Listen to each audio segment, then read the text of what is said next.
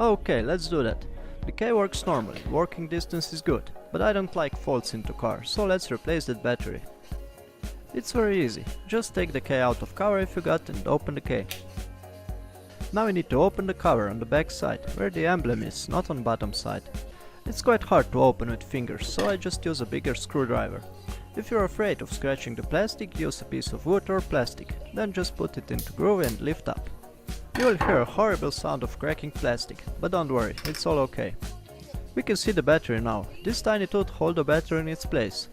But there's a tiny groove to release the battery. Just use a toothpick or something and release the battery from the tooth. Then the battery will pop out of the dock.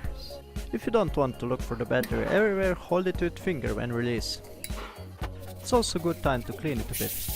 CR2025 are pretty common used batteries, so I got a few of them in stock. Now turn the positive side of battery upward and insert it sideways into the battery tray. Then just push it into its place until it locks under the tooth.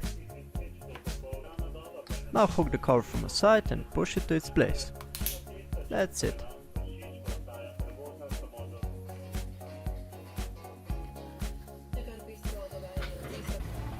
After testing there was no more fault. That's it for today. Like, share and subscribe if you like, and see you next time.